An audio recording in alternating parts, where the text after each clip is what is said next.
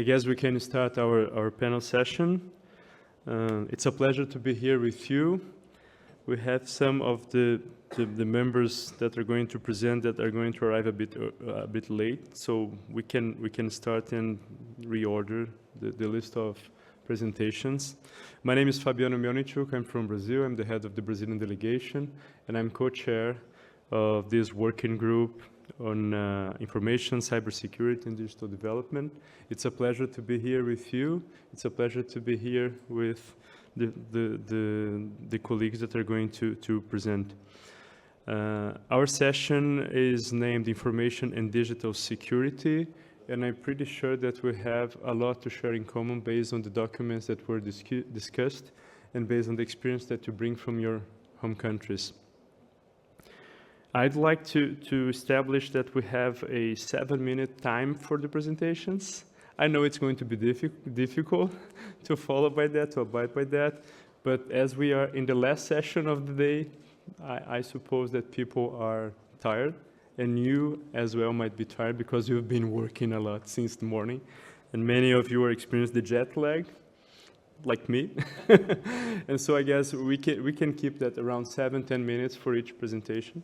Okay, and I'd like to start by inviting Sergei Volubiev from Russia, creator and coordinator of Civil Exam Intellectual Platform and senior researcher at Heritage Institute. Please.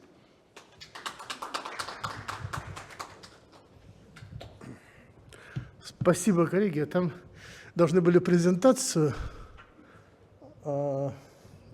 Можно ли ее включить? А как ей пользоваться? Ну да, собственно, тут оно есть. Я буду говорить, тема доклада по-русски звучит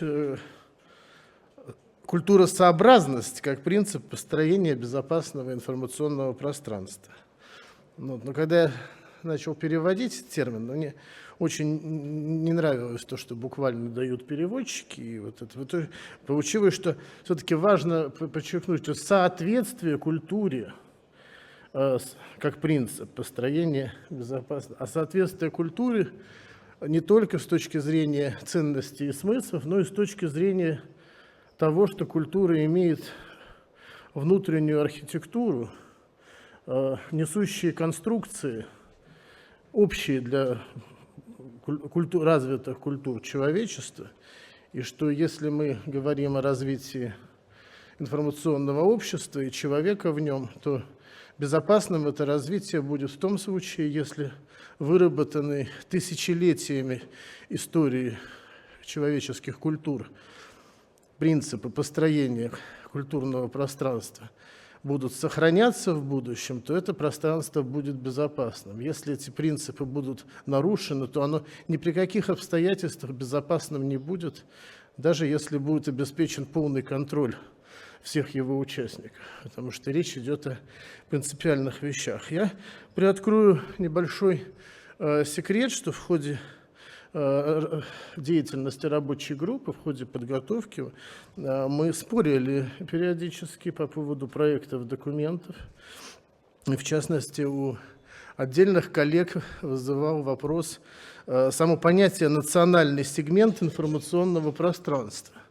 За этим всем сразу видится, какой-то части живущих на Земле людей, видится опасность огосударствления, полного государственного контроля, ликвидации свобод, культуры творческого самовыражения. Но на самом деле мы говорим в данном документе, который подготовила рабочая группа, понятие «национальный сегмент мирового информационного пространства» – это абсолютно естественно возникающий феномен, потому что объективно существуют языки народов мира, носители этих языков, существуют объективно культуры, как наследие и как актуальные смыслы.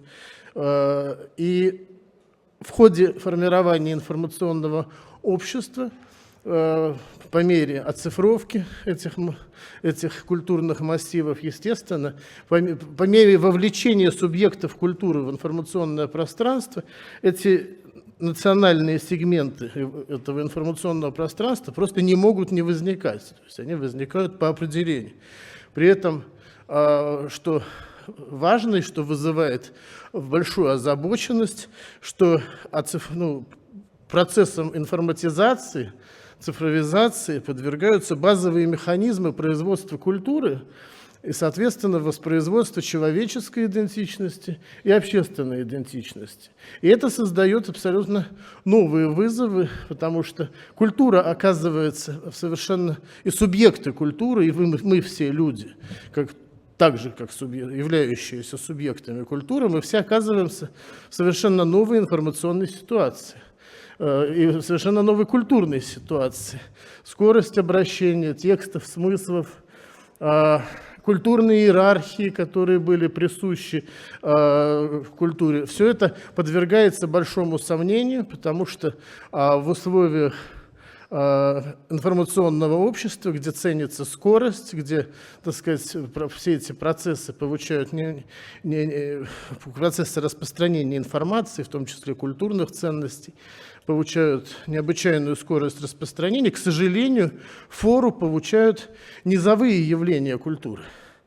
А явления культуры высокого ранга проигрывают с точки зрения массового спроса, интереса, внимания. Это создает колоссальную проблему с точки зрения, опять-таки, сохранения идентичности, и сохранения языка и его норм, и так далее, и так далее. Поэтому государство, оно просто обеспечивая безопасность собственного общества, в том числе в сфере культуры, оно не может не заниматься процессами информатизации и их регулированием, в том числе вот в этой тонкой культурной сфере. Какие следующие... Получилось, да. Мы в России здесь выделяем... существуют, объективно существуют угрозы личности, обществу, государству в информационной сфере. Мы очень много говорим об оперативных угрозах, так сказать. Это самый большой массив угроз, с которым все сталкиваются на каждом шагу. Это телефонное мошенничество, преступное использование информационных технологий и так далее. То есть то, что наполняет повседневность. Но существует и тактический, и стратегический уровень угроз. Я буду говорить о стратегическом уровне угроз, которые иногда неявны сегодня, но которые могут сказаться в течение нескольких лет или точно десятилетий. Так вот, стратегический уровень угроз каждому обществу в сегодняшней ситуации составляют, мы в России их классифицируем так, это угрозы утраты культурной идентичности общества, вторая угроза – это снижение культурного уровня людей и широких масс в том числе. То есть я заострю даже просто выпадание миллионов или миллиардов людей из собственного культурного поля. Это огромная проблема. И вследствие этого разрыв социальных связей. Мы знаем, что социальные связи, они вне идентичности не существуют. А идентичность, как мы знаем, это что? Это нарратив. А, соответственно, в человеке должна быть способность воспроизводить этот нарратив, рассказать самому себе, своему ближнему, кто я такой, кто мои предки, что это за земля, что мы ценим. Если человек не способен воспроизвести это в таком рассказе, то, конечно, социальные связи рвутся, им не о чем больше говорить, кроме об узкофункциональных, экономикоцентричных вещах. Соответственно, главные критерии безопасного информационного пространства являются результаты, когда идентичность общества сохраняется, уровень культуры общественной растет, а это означает, что массы вовлекаются в пространство высших достижений своей национальной культуры и через нее мировой, а никак иначе. Все остальное пользование культурными благами, дешевыми массовыми, статистика массового спроса на массовую культуру – это не показатель. Показателем является спрос на массовый спрос на высокие достижения, интерес, по крайней мере, к этому. Ну а следствием этого является укрепление доверия и солидарности в обществе. Естественно, что они не живут вне культуры, вне этой атмосферы. Следующий слайд.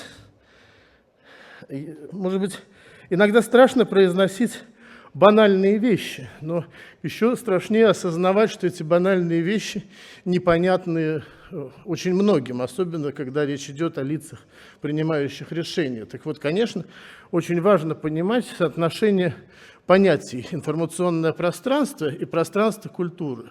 Так вот, с нашей точки зрения, конечно, пространство культуры является большим, а пространство информационное меньше. Это нужно понимать, что пространство информации, технологии – это все часть культуры. Существуют объемы культуры, которые не представлены в информационном пространстве, которые которые могут быть вовлечены. То есть это большой процесс, а еще помимо вот этих пластов культуры существуют навыки, особые духовные способности людей порождать новые феномены культуры в согласии с традицией. Это все лежит за пределами информационного пространства и технологий. И не может быть в чистом виде оцифровано или доверено искусственному интеллекту. А следствие из этого, естественно, требование полноты действий этических и правовых норм культуры в национальном информационном пространстве. Это, конечно, идет вразрез с утопическими представлениями об интернете, когда мы знаем, что пионеры интернета, прежде всего западные пионеры интернета, говорили, что интернет – это новая реальность, что она отменяет все, государство, культуры, этику, мы создаем новую этику. Мы все это знаем, были такие манифесты, но мы с этим категорически не согласны. Это опасный путь. Два главных принципа безопасного информационного пространства. Следующие два слайда. Я уже заканчиваю, я просто хочу их обозначить. Первый принцип – это презумпция высокого культурного потенциала каждого человека, каждого живущего. Презумпция, мы все знаем, что это такое. Это утверждение, истинность которого принимается, пока не доказано обратно. Так вот, мы понимаем, что людям свойственно лениться, а не работать, отдыхать, а не читать. К сожалению, на массовом уровне человек склонен к этому. Но мы все-таки видим в человеке другое существо, что каждый рожденный является наследником своей великой культуры, что он может достигать высших целей жизни, то есть стремиться к познанию бытия, к владению высшими формами культуры. Каждый. Конечно, каждый не сделает этого, но мы обязаны видеть в этом. Особенно это касается активных субъектов информационного пространства, медиа, образовательные системы.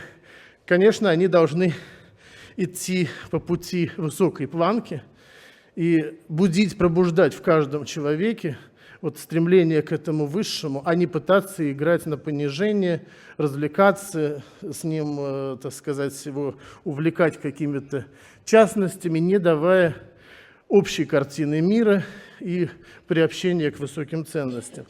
Следующий слайд, он связан с этим. Это принцип организации безопасного информационного пространства, это принцип границы. Я в самом начале сказал о том, что у культуры существуют базовые принципы ее организации. Важнейшим из таких принципов является, я называю его принцип границы или разграничения.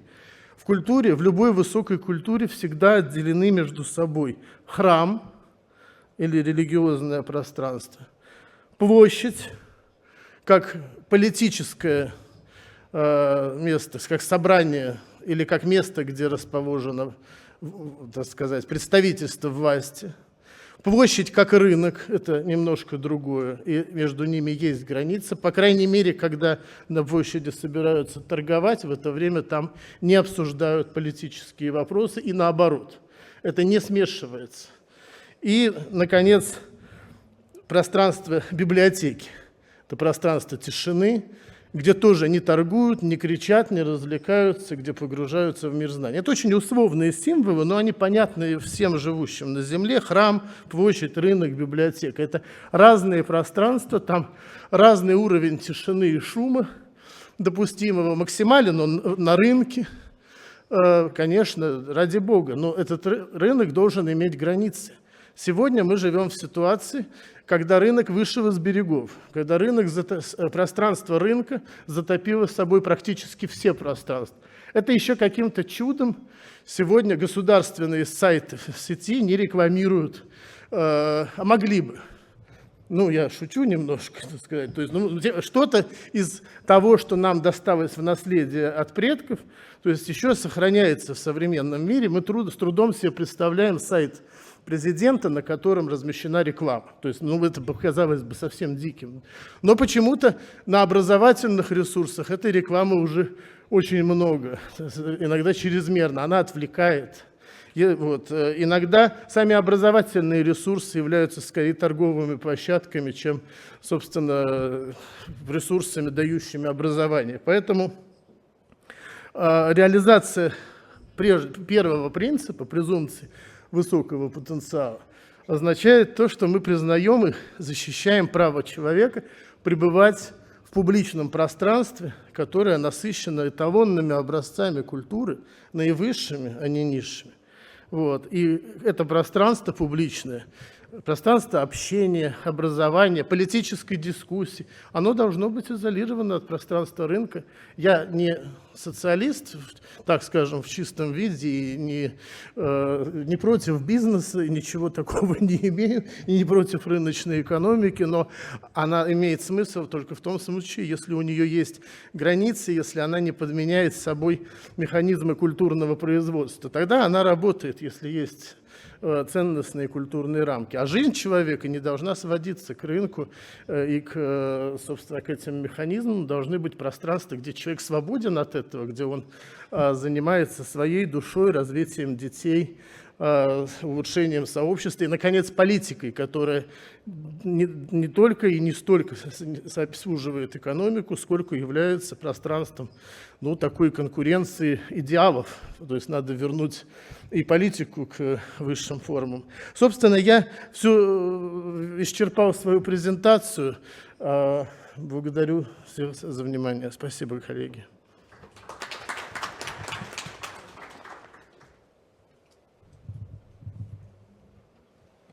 Thank you very much, Mr. Volubov.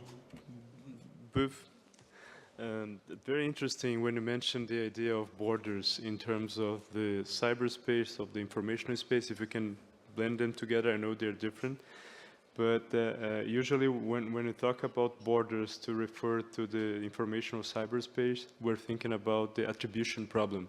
So if we create somehow a way to define who is allowed to get in and who needs to get out, so we can attribute responsibility for everything that happens inside.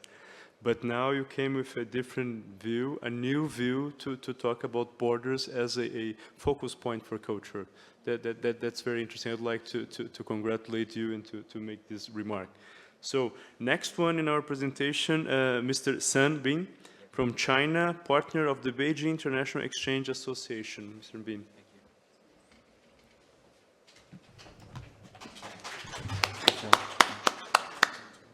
Thank you, Professor, and good afternoon, ladies and gentlemen. My name is Sam from Beijing International Exchange Association and Union Communications in Hong Kong. Thank you so much for inviting me to share our knowledge and as well as to exchange our views between BRICS countries together. And I'm going to present the topic, Bridging Digital Divide.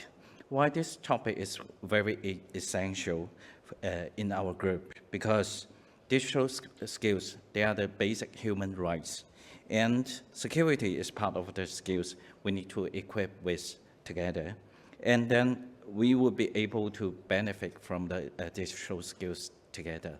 And also because we believe digital skills is the only, and we think the most important skills that we can help those the least developed countries and developing countries to change their status. For example, to change the peoples who are in the poor status to be a rich one through e-commerce and other channels. That would be the most important solutions for our citizens in BRICS countries. So before that, let me give you a very brief introduction about our organizations. The first of one is the Beijing International Exchange Association, which is an NGO based in Beijing, China, and founded in 1989, specializing in international exchanges. We've worked with many international and organizations such as UN entities, APEC, BRICS, and others. Our key projects include the UNSTI Forum, China-Russia Innovation Entrepreneurship Competition, etc. And the other organization I work for is Union Communications based in Hong Kong, China. We are a policy advocacy organization and promoting two agendas. The first one is digital inclusion, and the second one is gender equality. We have worked with the public and private sectors. For example, UN Global Compact, APEC Best Awards, which is organized by Russia, and as well as BRICS Women's Business Alliance as well, through public policy capacity building programs, as well as best practice sharing, operational digitalization, etc. So the reason that we want to focus on digital inclusion and gender equality is simply because we found these issues happening here and there, no matter in BRICS countries, but also in other countries as well, even though in those developed countries. Back to our topics on digital divide, it refers to the gap between demographics and regions that have access to digital information and technology and those who don't. So let's look at the left side, which is the global level. According to ITU, which is a UN organization, in last year, around 5.4 billion people, which is around 67% of the world's population, use the internet. But we still have 2.6 billion people offline. In Asia Pacific, we have around 66% online, which is slightly lower than the global average. But in CIS, it records 89%, which is higher than the global level. So let's look at the right side, which is the data in BRICS countries. The data varies. For example, some countries like Russia, UAE, Saudi Arabia record a very high connectivity, but in some countries record very low percentages. So today's event, I believe it provides a very good opportunity for our BRICS countries to learn from each other and to discuss how we can build a prosperous BRICS together. So, based on our research, we found some key reasons causing the digital divide, no matter in the global level and in BRICS countries.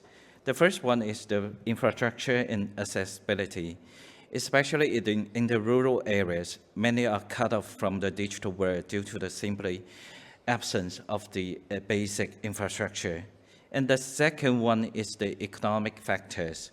For a large portion of the population, the financial costs associated with the data, service, devices are just simply out of reach. And the third one is education and digital literacy. It's not enough to just get access to, but should also process the digital skills for living or working. So many lack of this digital literacy, which acts as a barrier, even though technologies is at their fingertips. And the fourth and the fifth one is some social cultural factors as well as policy issues. They are the barriers too. So once we find the barriers, how can we narrow the gap? Here is our framework for your consideration. And the first one is we need to conduct assessment. We must identify where the lack of connectivity and find out the root causes of these gaps. And the second one is we need to identify the gaps. To effectively assess the problem, we need to categorize those various gaps. They typically fall into three main categories, including connectivity, digital literacy, and devices. And the third one is co-create a digital inclusion plan. Fourth one is choose an action framework. For example, we can choose the framework from the supply-side solution that increase the availability of internet infrastructure. We also can increase this one through demand-side solutions, such as focus on increasing the demand for internet connectivity by removing barriers together. And the fifth step is to choose a finance model. We always say we need money. Yes, that's right. We need money to invest in the infrastructure. We need the money to buy devices. We also have many financial options, including public funds, government-backed loans, revenue-based financing, capital, private capital, and others that we can gather access from. So with that plan set, all that remains is execution. But it's very crucial that we remember bridging the digital divide is not just about providing access. It's about empowering individuals, fostering growth, and ensuring everyone, no matter of their background, religious, they can benefit from our digital world. Let me share some of our works with the intergovernmental and international organizations such as Asian Development Bank, APEC, B20, and ITU, how we can enhance digital inclusion through our policy advocacy. We have drafted many policy recommendations about digital inclusion. Luckily, some will be able to put into practice. Take APEC, for example. Last year, the leaders' declaration, they strengthened that we commit to bridging the digital divide, including halving the gender digital divide by 2030. And we also need to strengthen digital infrastructure, facilitate access to information and tech goods and services. And this one is one of the projects we work by our company, the APEC Women Connect, which is a gender digital inclusion program recognized by UN and the APEC.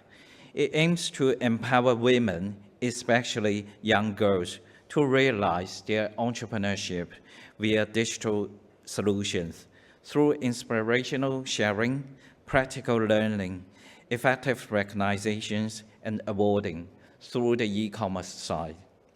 So we have organized, for example, 5 workshops, 4 competitions, and developed 3 research reports.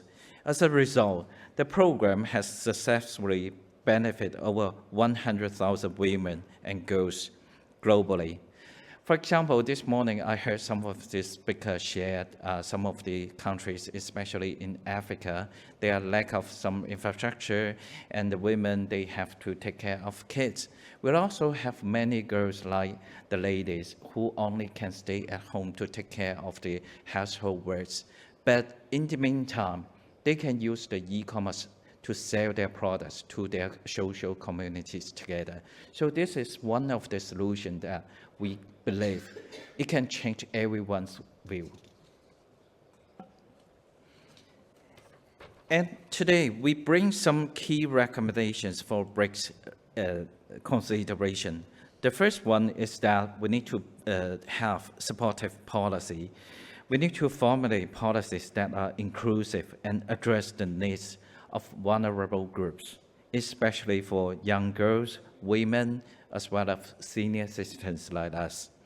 The second one is infrastructure development.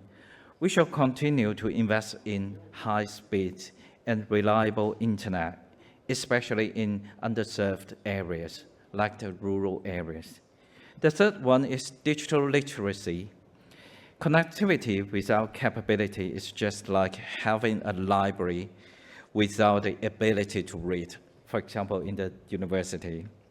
We must promote digital literacy programs in BRICS countries, ensuring that our citizens in BRICS are not only connected, but also good at harnessing digital tools and protected by information and digital security. The fourth one is we need to enhance BRICS cooperation and partnerships, especially with the support from the public and private sectors and the tech firms and service providers, so that we can leverage their expertise, innovation, and resources to help our citizens. The fifth one is affordability. We need to make digital assets, devices, and services more affordable for everyone. Lastly, is the need to monitor and evaluate progress. We need to establish mechanisms in BRICS countries that regularly assess the progress and impact our digital adoptions initiative. This can ensure that we remain on the right track. So here, I would like to call for your support.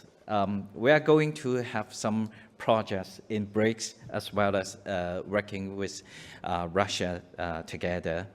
The first one is the research on policy of science and technology innovation incubation service in BRICS. In this project, we are going to launch this one very fast from China as well as in other BRICS countries together. By building this cooperative network, we believe the BRICS countries can optimize service support and promote the exchange of advanced ideas and management experience on incubation service, fostering a very resilient and inclusive environment for science and technology development. And the second one is the China-Russia Engineering and Technology Forum, which is organized in this October in China. We welcome any countries in Russia, especially from the engineering and technology firms. If they are interested, they can join us to share their insights in this forum. So this is one of the commercials that we would like to call for your support. Thank you. And in conclusion, the digital divide, it's a challenge. It is the one that we get together today to overcome together. So with our collaboration, commitment, and these recommendations, we can ensure that every individual in BRICS countries enjoy the digital benefits and is protected by information and security. Thank you so much.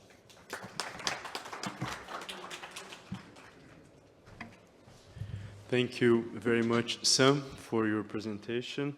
I was paying attention to your presentation and thinking about some of the issues that you brought, that we had the same discussion in Brazil. Two interesting things. You mentioned that Brazil, 86% of Brazilians have access to the internet. But as you mentioned, and in other countries, there's a difference between having access to the internet and having a good internet connection. And in countryside Brazil, this is a huge problem, specifically for indigenous populations. And so we had this discussion in Brazil with an indigenous Kaigangi from this tribe that became a professor at the university, and they do research on artificial intelligence and stereotypes regarding to the indigenous populations of Brazil. How generative artificial intelligence creates a stereotype that the indigenous people are backwards. And so they're trying to change the algorithms in a collaborative effort to change. This is very interesting. And the second thing that we need to have access, the digital divide that you mentioned. And unfortunately, while there are some countries in the world that belong as if they were the rulers of the world, that would be difficult. In 2021, Brazil was opening a public offer for 5G internet connections, and the United States vetoed Huawei from participating in that in Brazil. And then, as Brazilians, we had that idea that we put Huawei with other companies that already were in the Brazilian market. So now we have offer from 5G. But this is interesting. We need access to fight against the digital divide. We need to have access and sovereignty and digital sovereignty to countries to decide for their future without foreign interference. Thank you very much for your presentation. Next is Ahmed Tahir from Egypt. I'm sorry if I mispronounced your name, sir. It's okay? Oh, thank you very much. Director Al-Wihar Center for Political and Media Studies. Thank you. Okay, thank you. Good afternoon, ladies and gentlemen. My name is Ahmed Tahir. I am the director of Al-Hiwar Center for Political and Media Study, Egypt.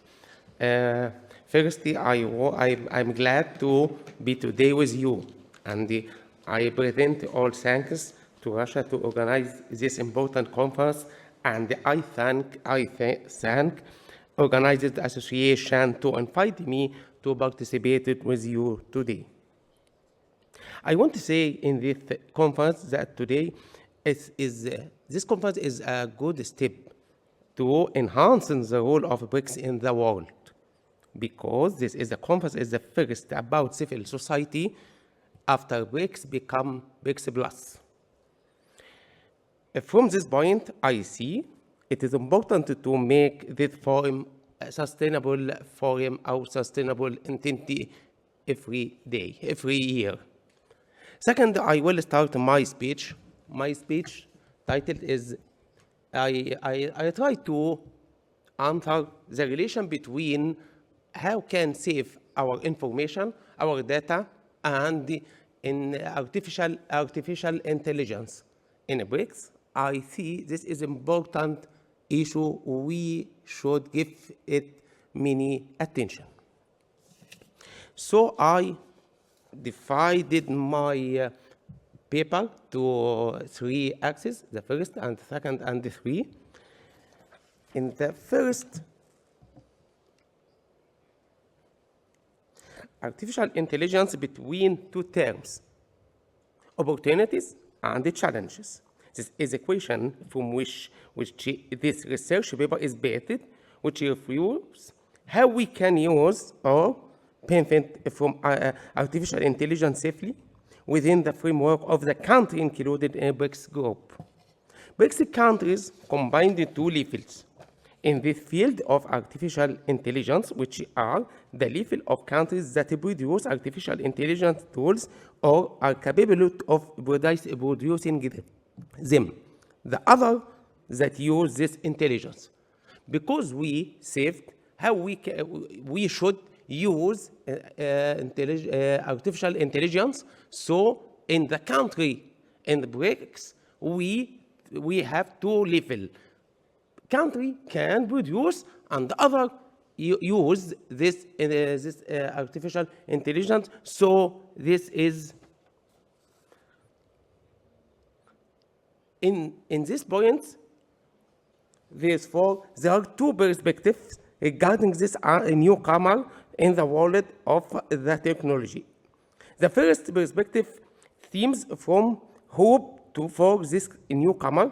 The second stems from an anxiety about this newcomer. So,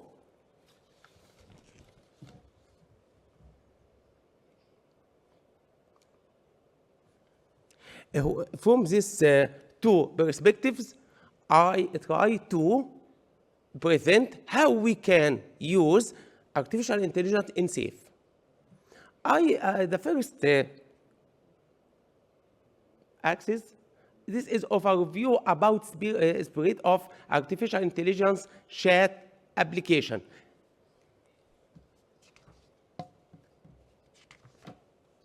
AI-powered chatbots have attracted millions of users in a very short period of time.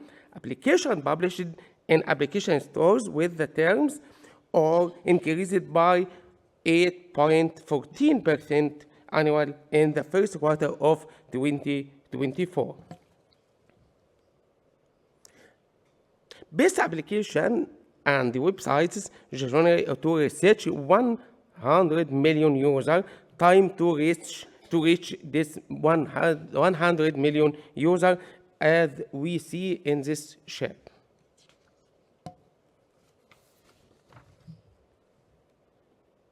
In this point, I wanted to say, we can say that following the success of ChatGPT, many companies have tried to develop and create their own AI language bot. Google, for example, and the Amazon also tried to launch a new AI-powered chatbot called Q. I mentioned these points to clear what the situation now and how we can deal with this. The second, safe use of artificial intelligence, a shared responsibility.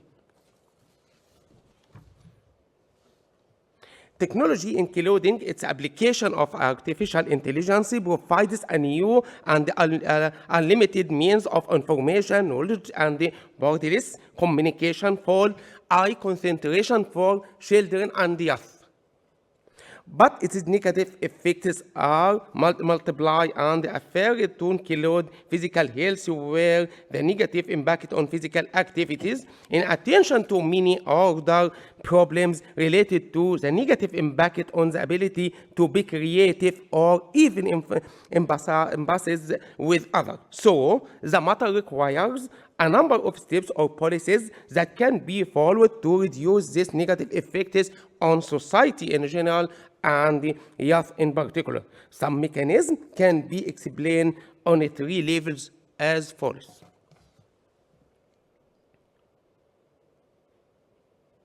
First, the role of the family. I give brief in this slides to present all what I want to say. The first is implementing rules that establish the principle of moderation on the use of digital application and artificial intelligence technology, content monitoring, social interaction and open communication, continuous guidance, raising awareness of privacy, keeping up with technology development, using artificial intelligence in protecting children and youth, finding alternatives to technology and artificial intelligence. This is the role of the family, and I give details in my papers about this. Every point, I give details how we can achieve every point. Second, the role of the state or the government in enhancing strategies to protect against the risk of artificial intelligence through enacting law to protect the youth and the children from the risk of artificial intelligence, utilizing international initiatives in this field, and providing mechanisms to ensure the safety of children and youth. Also, I give many ideas how we apply these points. Thirdly, the role of AI application and system developers through developing AI technology and application should declare address the privacy when designing and implementing AI systems, supporting the ability to control personal data, finding ways to mitigate all AI risks, continuous testing of AI systems in terms of safety and security, transparency about the objectives behind the AI policy development process, using appropriate language for the use of AI that respects the culture and social of societies.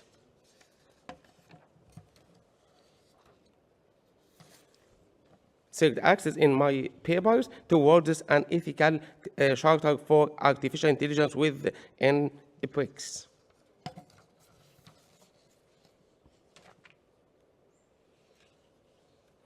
Each charter is a set of values, principles, policies, and regulatory frameworks for the ethical and responsible use of artificial intelligence technologies in society, which helps ensure the management, development of and use of artificial intelligence system in the country in a responsible manner.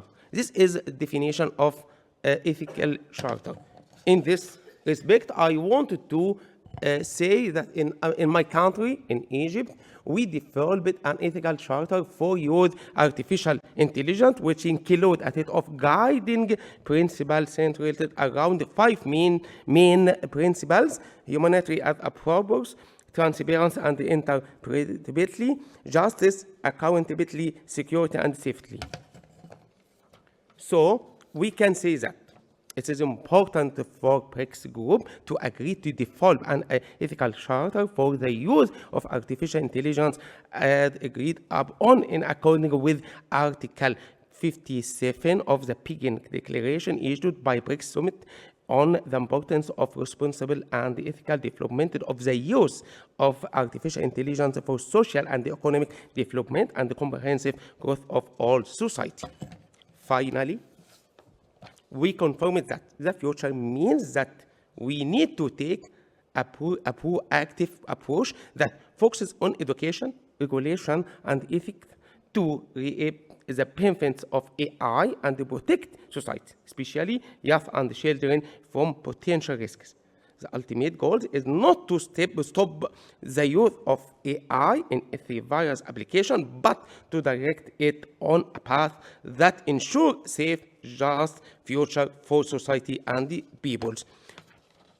Finally, I thank you for you give me this opportunity to present my papers and to listen me. Thank you again. Thank you very much, Mr. Taher. A very, very interesting and very necessary presentation about the ethical regulation of artificial intelligence. This is something that I believe has appeared in all countries, all BRIC countries discussing the issue in the working group number 5, the need for regulation. And I guess there is a mention to that in the final document that we're negotiating to incorporate that suggestion. That's very important. One thing that called my attention was the involvement of families, of state, of developers in this charter. So thank you very much for your presentation.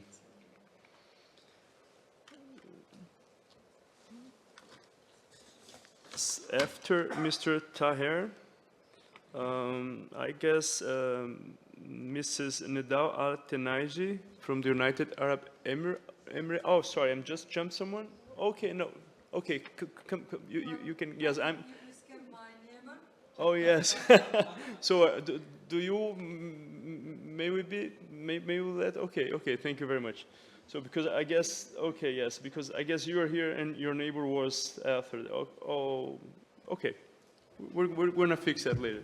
Thank you very much. Well, thanks. Oh, let me please introduce Nidal from the United Arab Emirates, member of the Federal National Council of the country.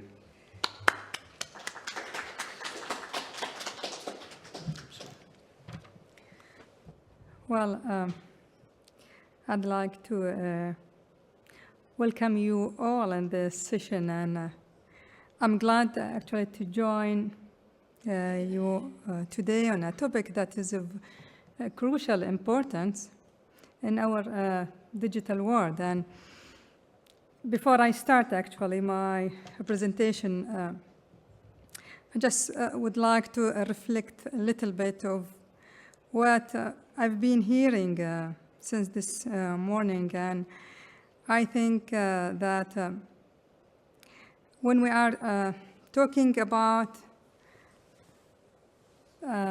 new technologies, especially the artificial intelligence, what's coming in our mind, who are the big players in this? I think for sure the big companies that is really investing and working on the AI, and at the same time, I would say the world's government who are working on a landscape of rules that supporting these companies to provide to us. We are the end users, we are the consumers of what we are so far discussing and having a concern of the effects, mainly the side effects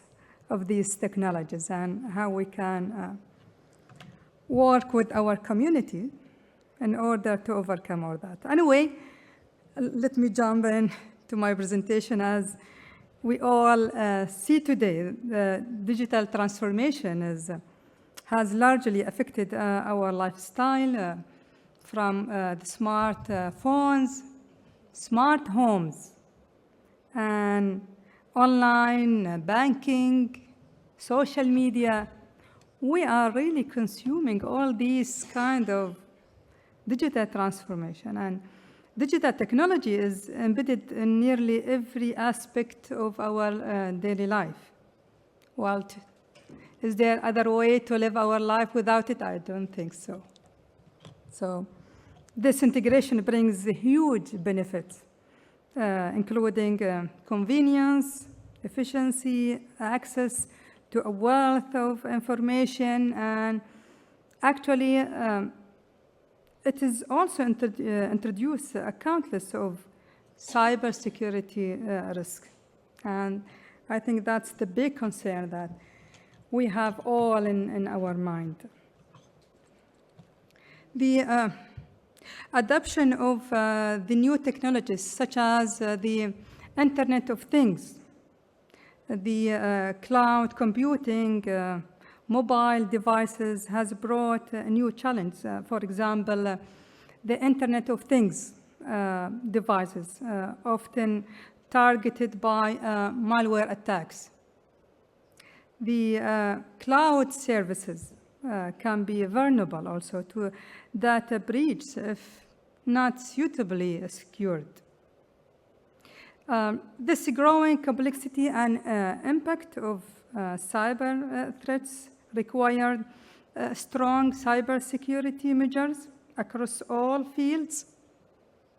And I think these measures should be really strict to protect our sensitive data, ensure operational continuity, comply with regulations, and maintain customer trust.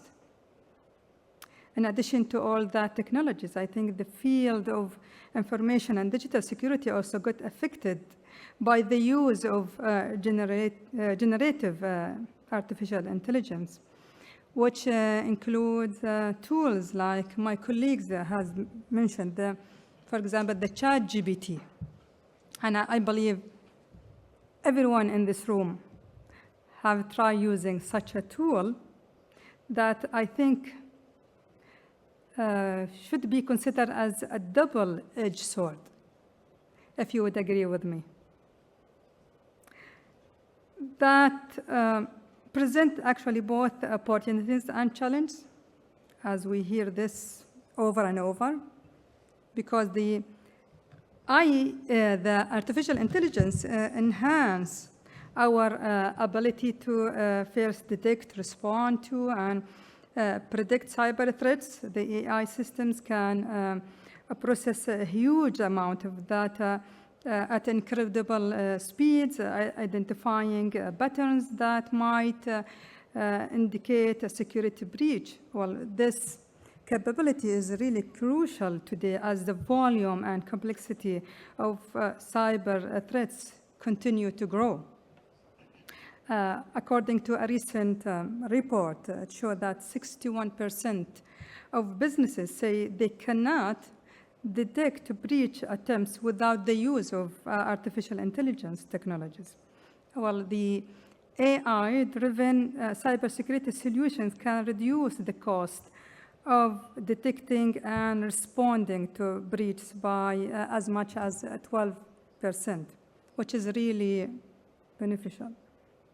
Also, one of the significant advantages of artificial intelligence and cybersecurity is its ability to automate responses to cyber threats.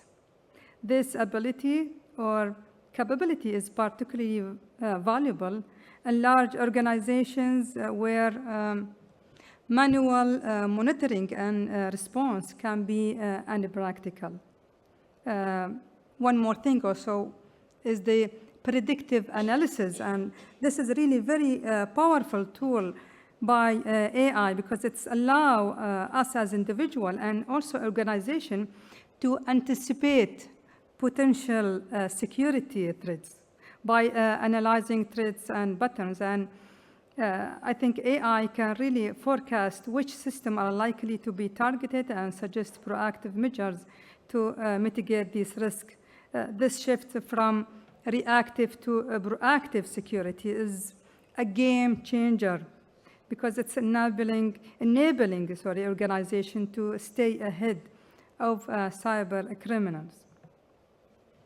AI also can excels in behavioral analysis, monitoring user activity to detect abnormality that might indicate threats. For example, there's a case study found that an AI-driven behavioral analysis system can help a financial institutions reduce insider threats indications by 90% within 6 months of implementation. Actually, I was so glad to find this result from this case study, because it comes to my mind when they mention a financial institution, it's our banks. And 90% of being able to prevent such a breach will get us really gain our trust back of the online banking. Anyway, now, while the artificial intelligence offers significant benefits, it also introduces a new challenge and risk. As we all know, cyber criminals are leveraging AI to develop more sophisticated attacks.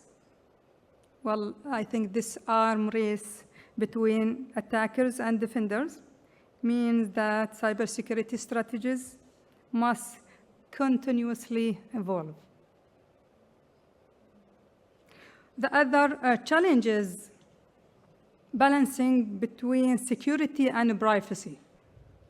And I think the use of AI in cybersecurity often involves the collection and analysis of large amounts of data, which raise privacy concerns again.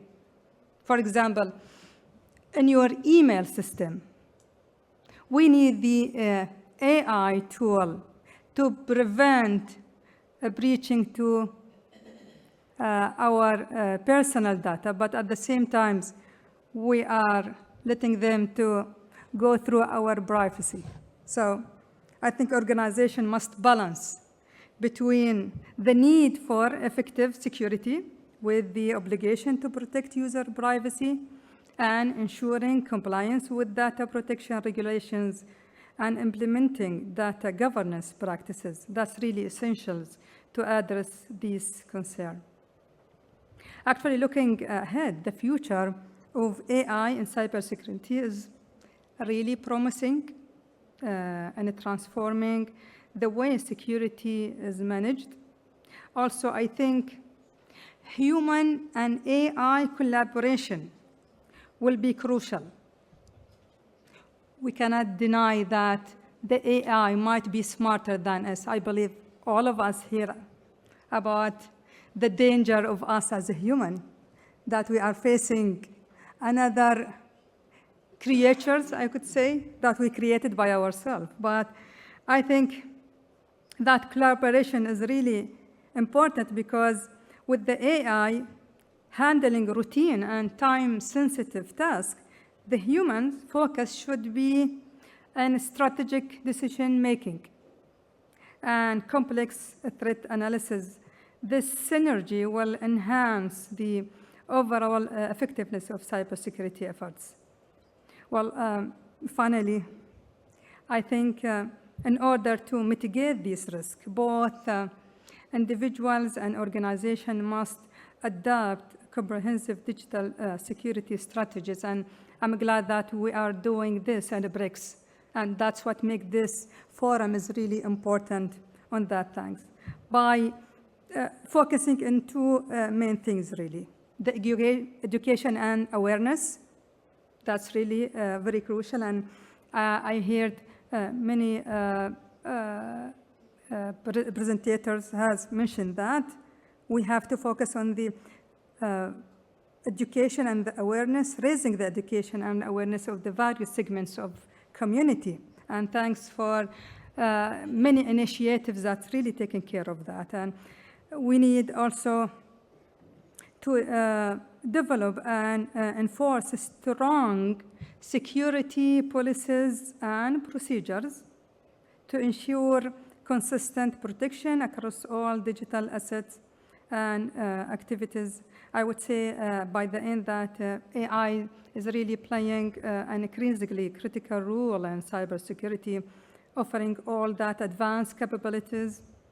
And also at the same time, we are not forgetting the new risks that we are getting to be introduced to, as I mentioned earlier, by adopting a holistic approach to cybersecurity that combines solid data governance and compliance with the regulations. We can protect our digital infrastructure and build a secure future.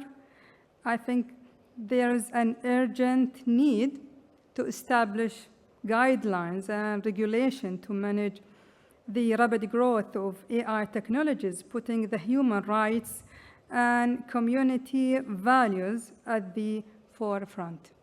Thank you for listening.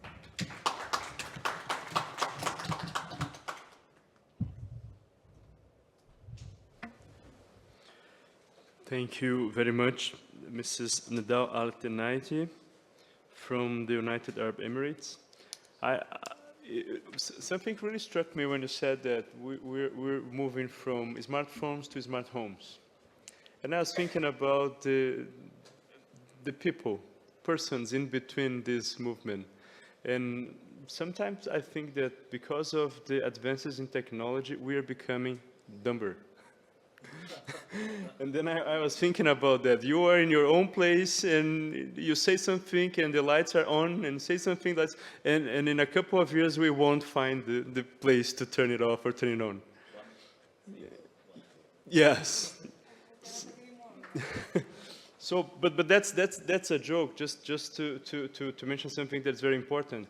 You mentioned technologies, and you meant the importance of digital technology in changing our ways of life. And one thing that really concerns me is the idea that these technologies, especially those social digital technologies that we use in social media platforms and everything, they are creating an addiction on us. And they are developed to create the addiction so that big techs and companies can profit with that. So we have this idea that dopamine now is invading our brain because we are being recompensated for just scrolling down on a social app. And so you get satisfaction with that.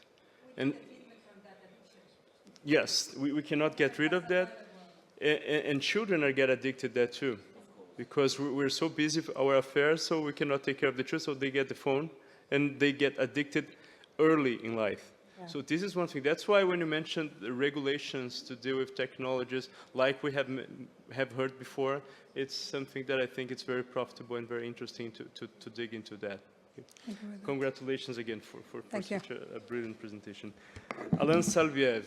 So now it's your time. So to be fair,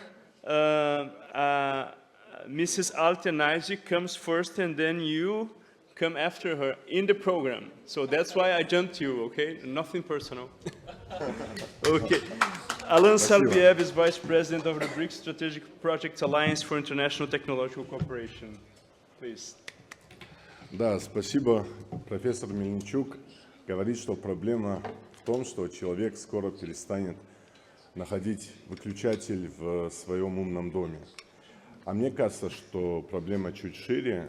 Главное, чтобы человечество точно помнило, где выключатель от искусственного интеллекта. И тогда все будет хорошо.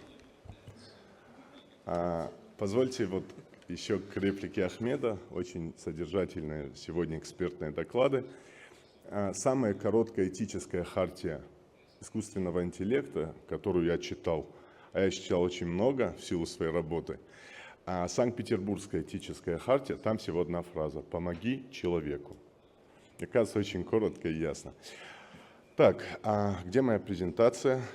Презентация на английском, буду говорить на русском, потому что разговор на английском у меня примерно как у Мутко. Если кто-то помнит, должны знать.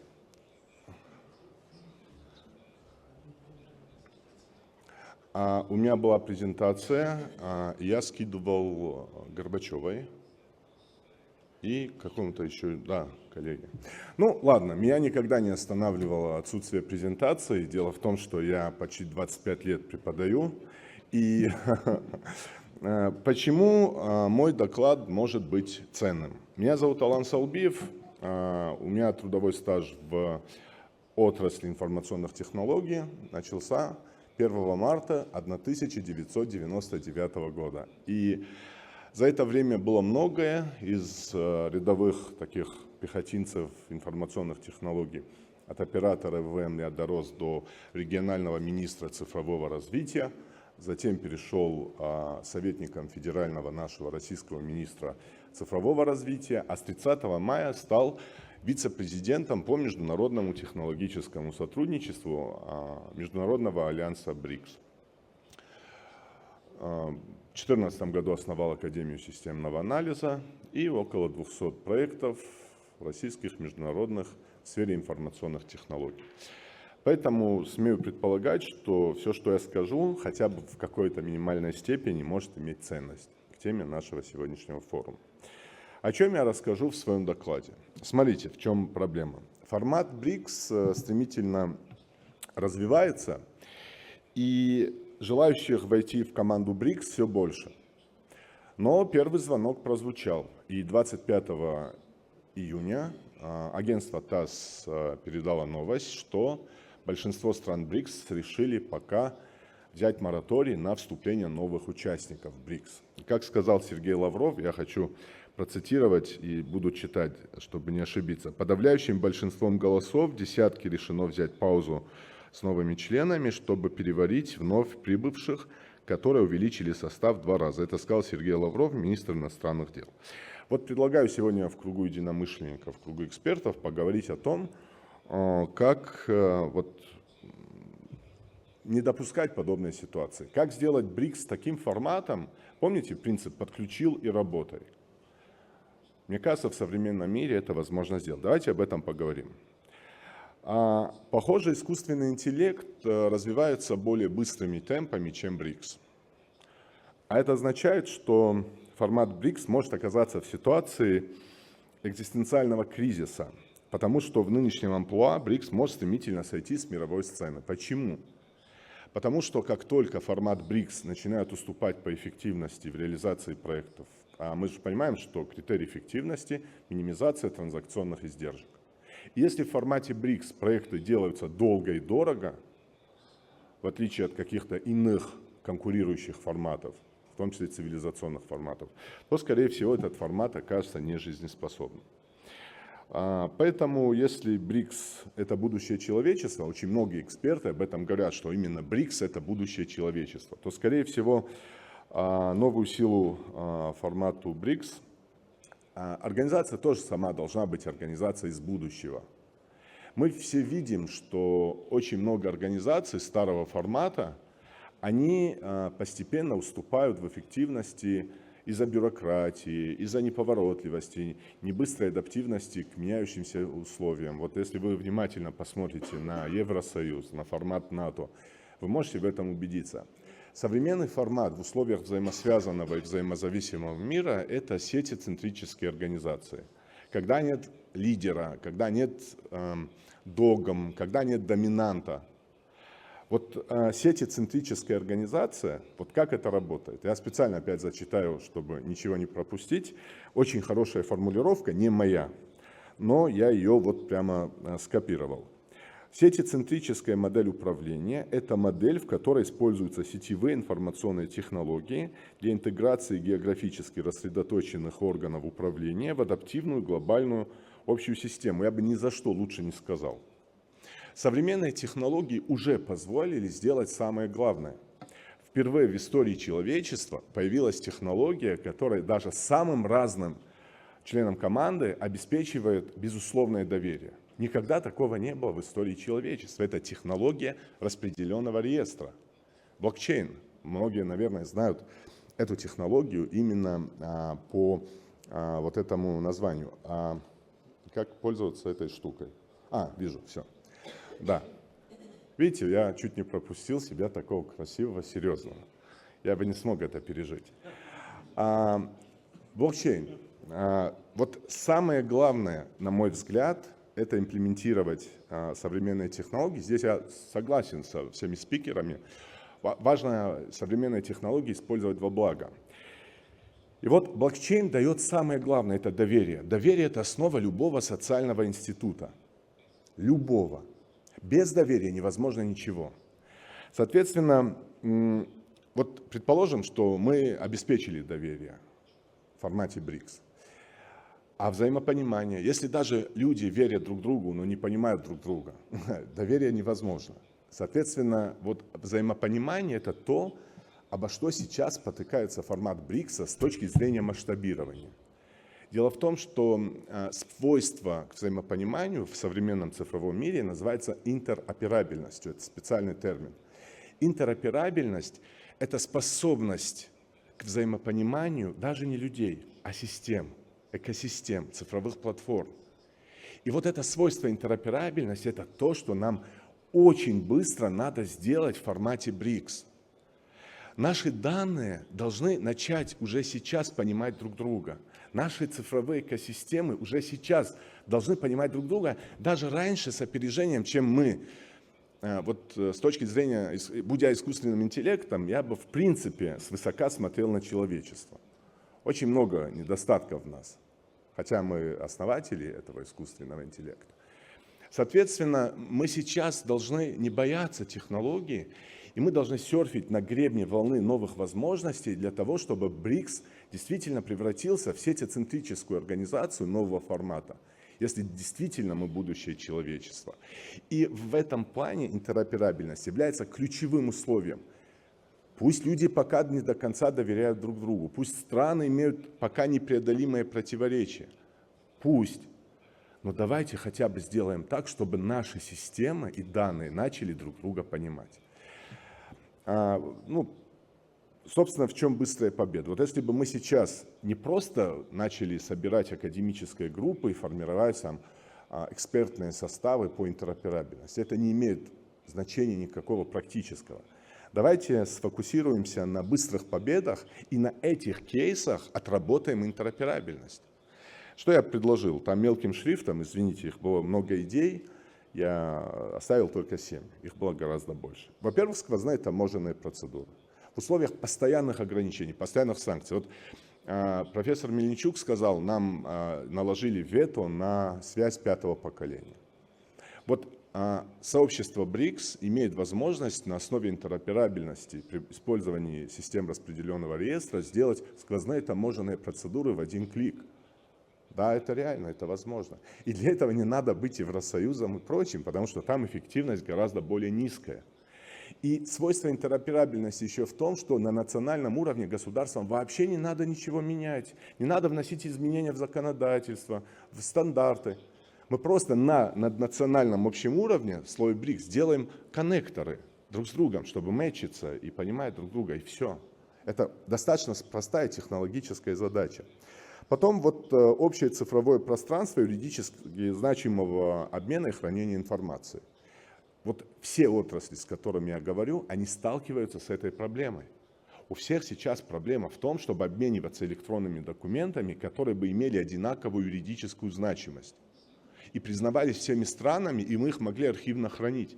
И возникает диссонанс. То есть каждый на национальном уровне уже привык к электронным подписям, электронным документам, а на слое БРИКС мы до сих пор используем голубиную почту. Это просто анахронизм и, конечно же, снижает эффективность формата БРИКС. И остальные сквозные победы. Я уважаю тайминг, я всегда работаю по ТЗ. Соответственно, я не буду все вот эти быстрые победы медленно рассказывать. Кому надо, их изучат, презентации есть, всем скину. Какие рекомендации? Как можно скорее создать архитектурный комитет? Без этого никак. Да? В какую-то форму нас всех надо облечь. во главе с профессором Мельничуком. Потрясающий, кстати, парень. Яркий пример того, как дружба народов может рождать шедевры. Вот. И второе, значит, ВШЭ совместно с академическими научными организациями стран-участниц БРИКС, и тут, возможно, не только БРИКС, но и те, кто еще претендует войти в состав БРИКС.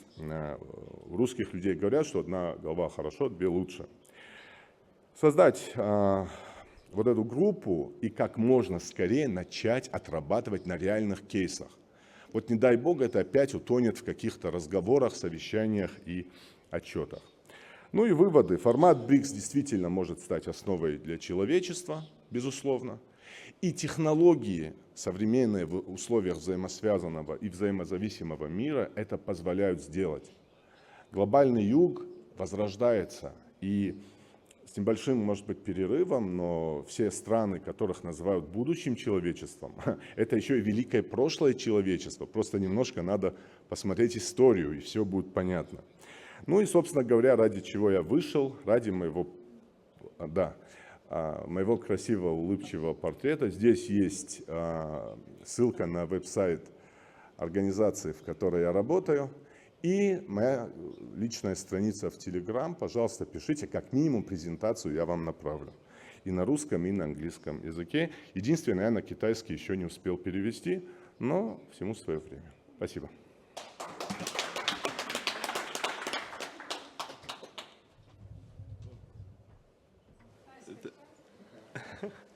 Thank you for the invitation. I would appreciate to become the head of the BRICS Digital Interoperability Initiative. So it would be difficult to convince the Brazilian Central Bank president about this digital currency that we're trying to elaborate in the center, because he was chosen by the former president. He's really pro-American, so, but we can handle that. Well, thanks. Thank you very much. That was a very inspiring presentation, very interesting issues. The parallel between the digital world and BRICS is very, very interesting. So I really appreciate that. The relation between trust, mutual trust, and interoperability also when it comes to digital technologies. Congratulations for your presentation. Now, seriously. Let's move to the next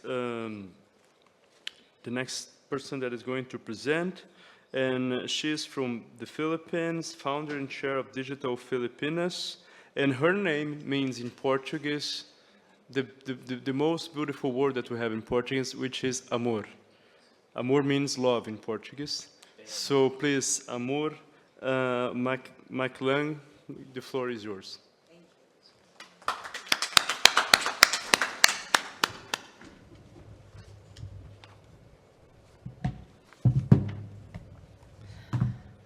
So, by the way, I am pretending that tonight I am speaking to the global digital majority, which constitutes 86%. So it's not the handful of people who are here, but 86% of the population of the world. So if you were listening earlier to Victoria, I need to give you the origin story. So the fact that I'm from the Philippines is the least interesting thing about me. My name, even lesser interesting, but thank you very much. I represent a group called the International Digital Economies Association, which is essentially the coming together of digital economy leaders in the global digital majority. So let's get started. Right, let me just look for the correct file that was supposed to have been given to me. There you go. I have a presentation, and later when you reach out to us, I'll be more than happy to share it. But focus less on the presentation. I am far more interesting. I may not be as beautiful as Alan, but I certainly, my presentation will be more interesting than the deck. So number one, I want you to know that the concept of the global digital majority had its roots with a certain Miss Victoria Panova. So we were together in South Africa, in Cape Town specifically, during the handover of the presidency of the G20 from India to Brazil. And something stuck a chord in me, which was, she said, the global north calls us the global south, and we absolutely reject that, because what we are is the global majority. So we enhanced that and made it about the global digital majority. And to share with you, we are now 55 countries strong and growing. I just came from Kenya, where we signed 15 of the 45 countries of Africa, the behemoth that is Africa. Everyone is celebrating that this is going to be the decade for Africa. And then just last week, I was actually in Nexus 2050, where we led an ASEAN delegation. And interestingly enough, you might say, but Luxembourg is actually of the global north. There is something that the Crown Prince said that might lead you to think that Luxembourg probably has a global majority mindset. He said, we are a postage stamp country and we always punch above our weight. Isn't that what we do? Most of us are colonies, and therefore we have this incessant compulsion to actually punch above our weight and prove that we are much better than what our colonizers have dictated us to be. So, who wants to join BRICS?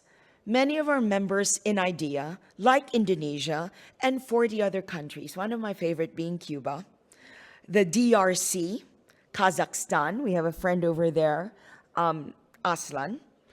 The total population of this BRICS is 40%, 40 to 50% of the global population. But one of the things I want you to know is that some of the statistics related to digital economies and cybersecurity, because I'm supposed to observe the topic, is that, do you know, guys, that 19 out of the 22 countries in the FATF gray and blacklist are in the global digital majority. And everyone in the blacklist is actually from the global south, as they call it, which is from our family. Did you ever wonder that the reason for that could be because we use more non-traditional technology, such as crypto? Do you know, for example, that the top crypto adopters in the world are in the global majority, in the global south? Philippines, Vietnam, Nigeria. So what does that say? The traditional financial rails that have been imposed on us make us look like we're non-compliant or we're in the blacklist. So 4 quick points. No need to focus on the presentation because it's out to strain your eyes, right? Number 1, information and digital security and data sovereignty. We are not poor because there's no money or resources. Africa is one of the richest countries in the entire world. So is Indonesia, so is the Philippines. However, the problem is we do not own our data, right? So we still have scenarios where traditional banks and financial institutions not only do not interoperate, as our friend Alan has said, but rather the big financial institutions continue to own the data. What can we do? Let me focus on what it is that we can do. Why don't we take a look, for example, at India's Aadhaar system, of which we base our national ID in the Philippines. Let's take and learn from each other. Let's take technologies not from the global north, but from those who actually understand us. So that's why we have a propensity to work with India. In August, I'd like to invite you, because the government of India is flying in our group IDEA, and we're looking forward to closely working with the Digital Locker Authority. Have you guys heard of the Digital Locker Authority? It's basically a digital repository of all the information that you have, so you can decide to turn on and off, on or off, whoever you want to sell or give your data to. So why can't we have, maybe under the leadership of our friend from Brazil, why can't we have maybe a data or a marketplace? I want to borrow and steal the concept of interoperability, of the global majority working with the global majority, extend it outside of the members of BRICS. Because we may not be formally a member of BRICS, but we have and we share the mindset and also the heart of BRICS. Next, we need to come up with our own standards for global data compensation. And I'm pleased to let you know, if anyone here will be in Brazil in 2 weeks, I'm attending a G20 program in Rio, and we are signing the Global Sandbox Initiative, which is essentially various sandboxes talking to each other. What's to prevent all of us here in BRICS to agree to lend one sandbox per and learn from each other and do our own pilot? By the way, the one thing you need to learn about the global digital majority is we're very young. The average age of the global digital majority is 25.5 years, of course. And we in Asia, we never age. Because we're Asian, we never raisin. Thank you for laughing at that joke. I will give a coin drop to whoever laughed at that joke. What does that mean? We are born with a mobile at birth. For every 100 million people, we have 104 million mobile phones. So when we're born, we come with a mobile phone. I kid you not, usually two. So who cares about internet penetration? We care more about mobile penetration. What does that mean? We in the Global South not only are young, well, I probably missed it by a few years, but you know how we make money? We love to shop. China, by the way, we're going to be in Hangzhou end of September. There's going to be a conference hosted by President Xi, and I'm very looking forward to being there. We love to shop. E-commerce. Russia, I love wild berries, right? But, there you go. Those ladies love wild berry too, but it holds nothing to how we shop in e-commerce in Asia, right? Just talk to this fine gentleman over here. Indonesia follows suit. And when we're not shopping, we are gaming. And I talk about esports. You know what business is bigger than Hollywood, bigger than Bollywood? What is bigger than Spotify or Netflix or any streaming is esports. It's esports, right? And you know what? Russia, UAE are leaders in esports. How many of you guys game? Very good. Very good. Everyone else, you're probably far too old, right? To be part of the global digital majority. Finally, I need to at least make it entertaining. We're the last slot. Preserving traditional values and cultures through technology. Clearly, there's no one here from Korea, but let me tell you something. Do you know how big a market K-pop is? Are you guys familiar with K-pop? Very good. Very good. I'll tell you, it's close to $927.6 million US dollars. Forgive me if I keep quoting in terms of dollars. I promise when I go to Brazil, I'll say it in the local currency.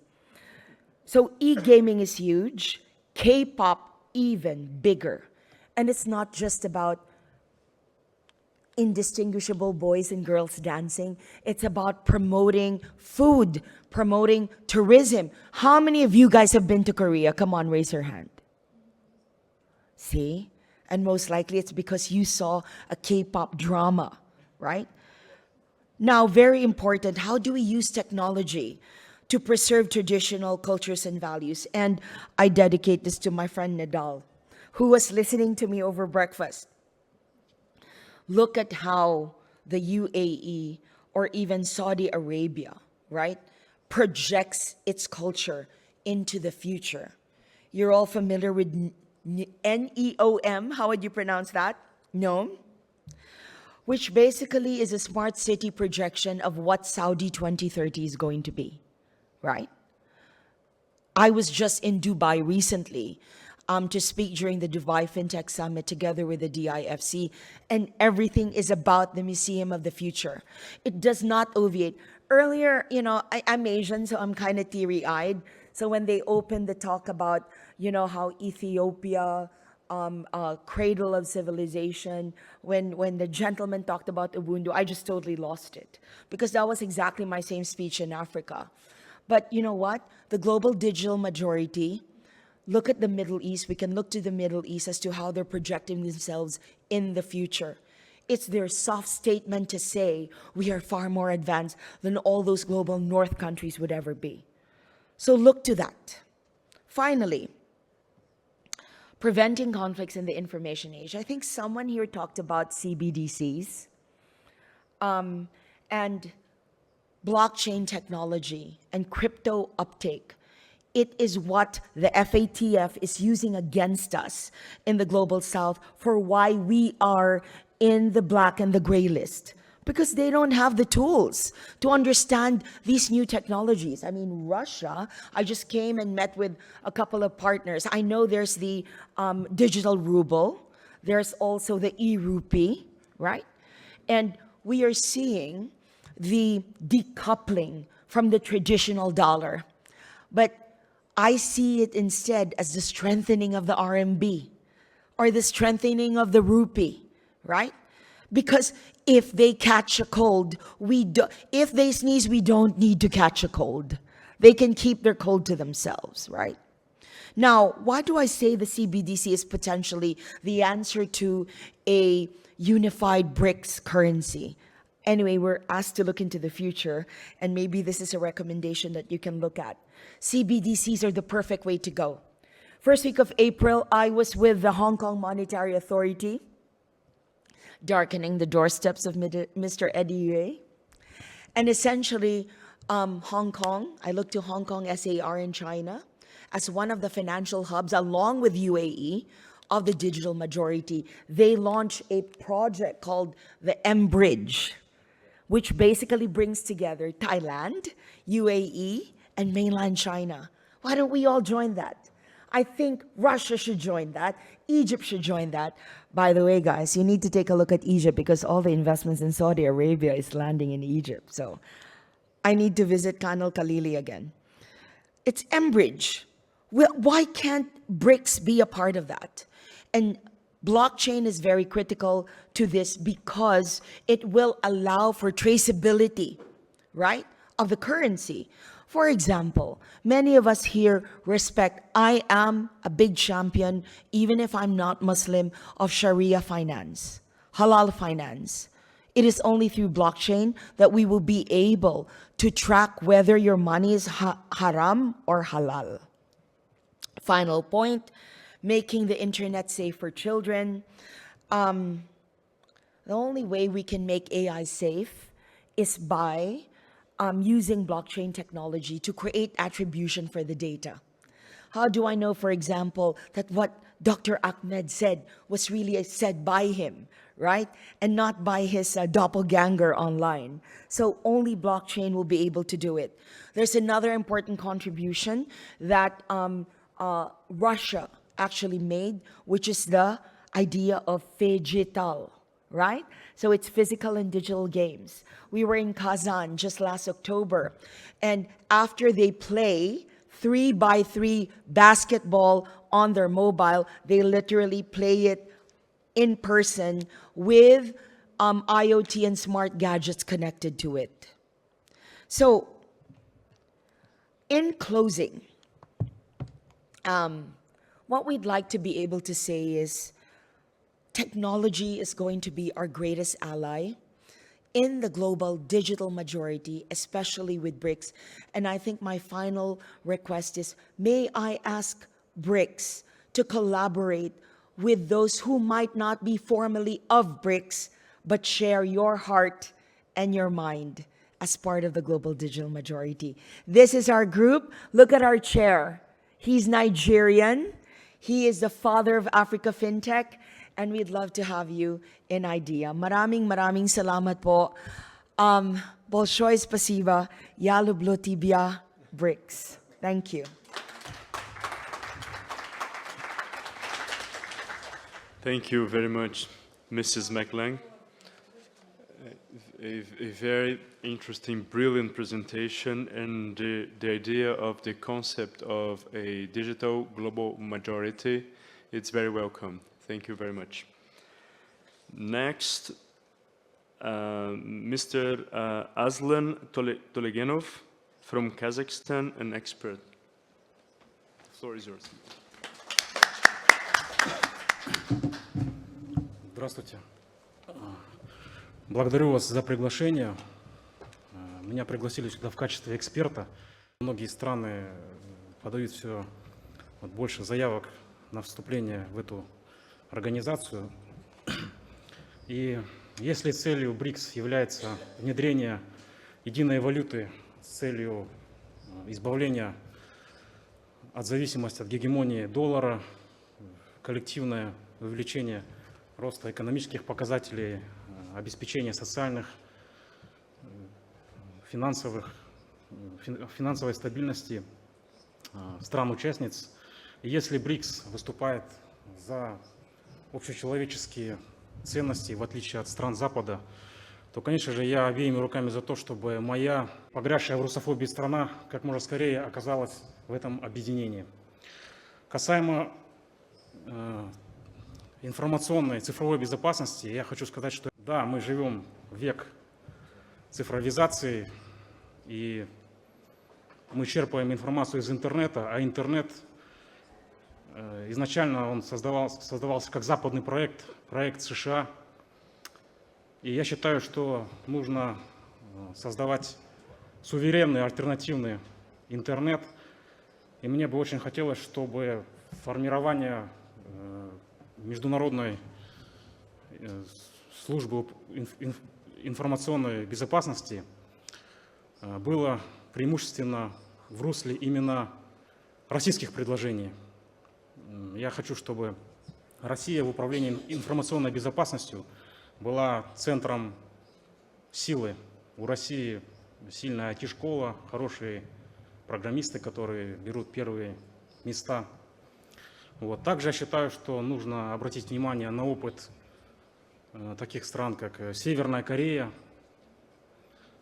посмотреть, как она реализует свою информационную безопасность и перенять какие-то методы у нее.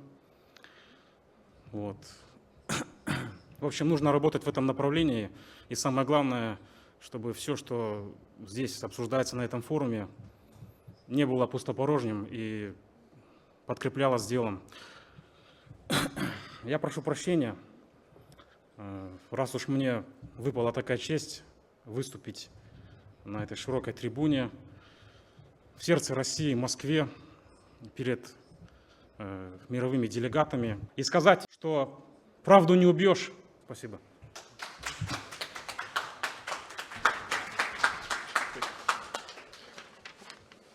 Thank you very much, Mr. Toleganov from Kazakhstan. Last but not least, we have Mrs.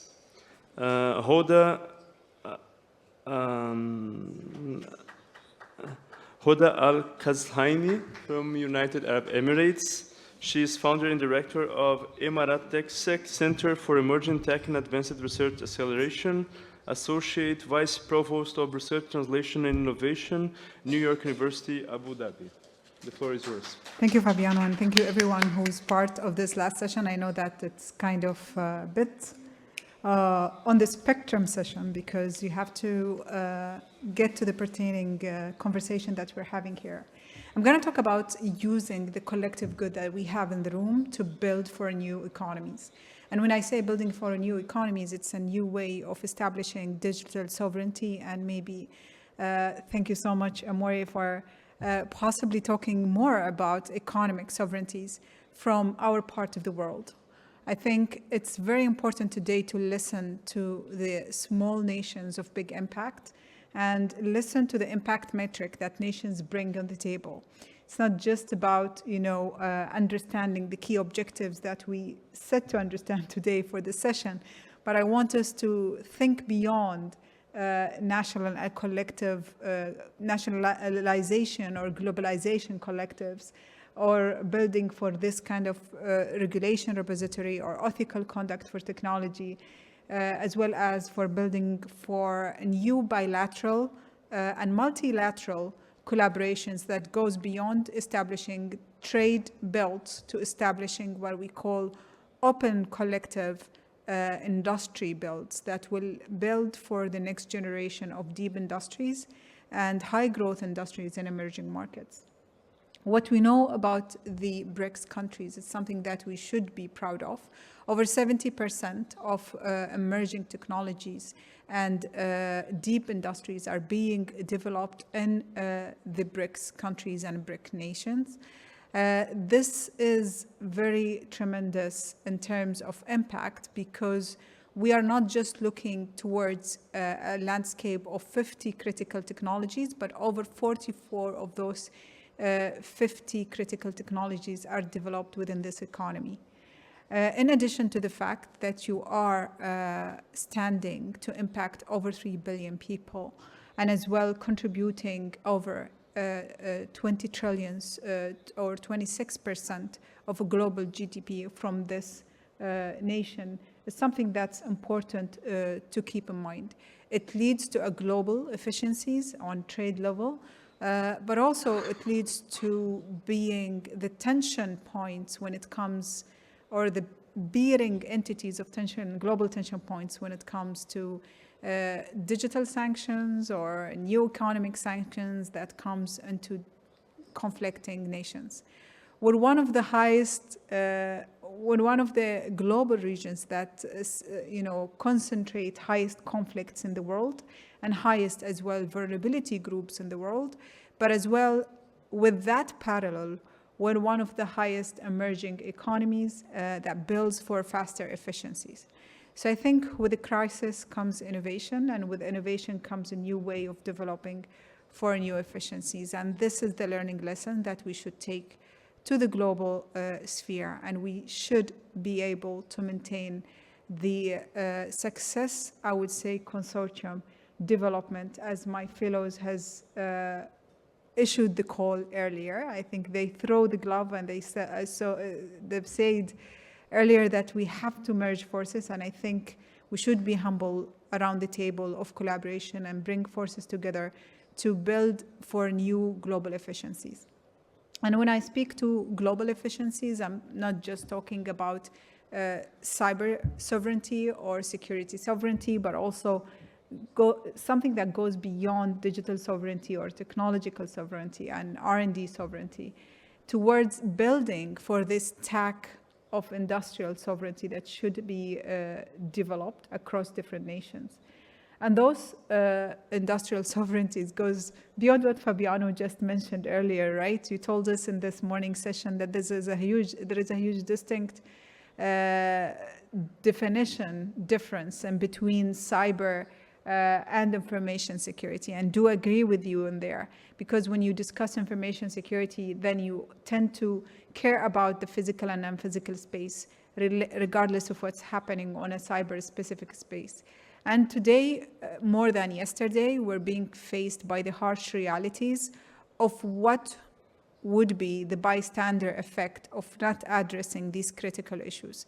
We have a constructive global progressive war on not just monetary structures that comes from our regions, but also disinformation and misinformation campaigns that leads to a deteriorating state of resilience. And this deteriorating state of resilience cannot just be protected by building an absolute perfect digital space with every kind of IoT devices that is being developed in the global south, in China or in India and other parts of the world, and every kind of a protocol and digital legislation and regulation that's pioneering into advancing decentralized finance, as in what's happening in UAE, because we can build it all collectively. We can build all these micro solutions, but they don't bring value. They don't bring comprehension, resilience, global resilience value, and not just what I listed on the slide there by just mentioning cyber resilience, but a global resilience into recovering from any kind of a crisis and building for a new economic efficiencies across the map. And understanding the ramification, as I said, of misinformation and well-planned information campaigns that are meant maybe to send the world into a state of deterioration when it comes to indigenous values and indigenous beliefs, and as well as indigenous sovereign structures that should exist in different nations. So pragmatically and periodically, within time, we'll be forgetting what kind of national, I would say, spectrums that exist, diverse national spectrums that exist on a global arena, and we will all be assimilated to a single economy and a single society and a single monetary structures that exist around the world, regardless of the very narrow spectrum of diversity.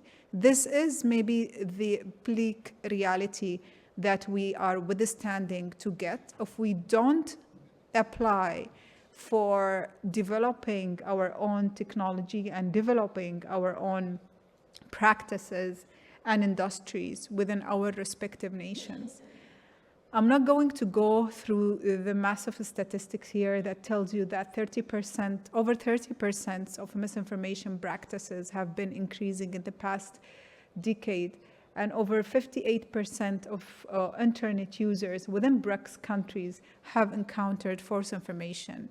Split internet is on the rise, and building for de-association of internet societies that will build for different realities is on the rise for different kind of justification across the globe.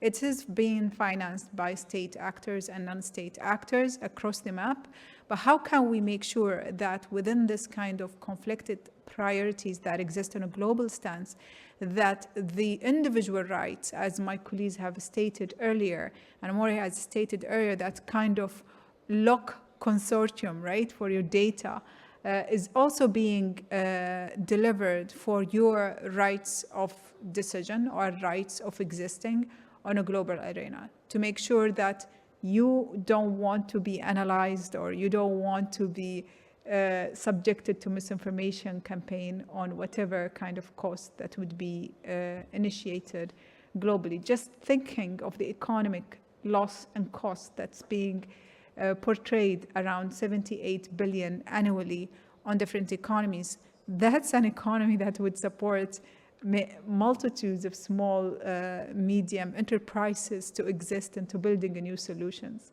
And that's an economy that would support us in building for a new political stabilities, because let's face it, regardless of the different governmental or political inconsistencies that exist in the BRICS nations, we still have efficiencies that we should be proud of, and we should be magnifying these success stories. I'm really thankful for the collective efforts of my fellow panelists, but I'm more than other people in the room of magnifying the voices of small nations having higher impact on economic resolutions.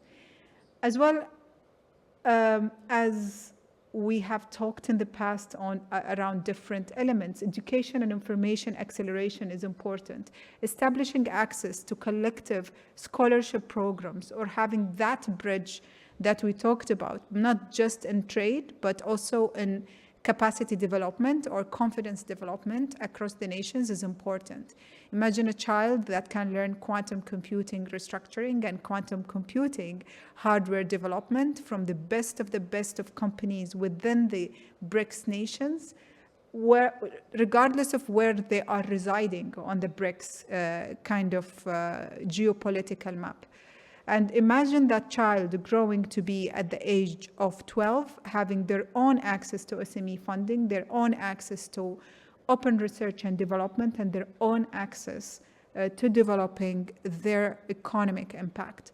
What kind of universal impact they stand to deliver today when we are comparing them to the big tycoons that exist out there that they are building for these kind of global unicorns. If I asked you today, who are your role models of global unicorn builders that came from global economies and BRICS or G20, I'm sure you will be resolving to telling me the same kind of Warren Buffett investment thesis, Blackstone's investment thesis, and other kind of examples of Elon Musk and SpaceX and what's not.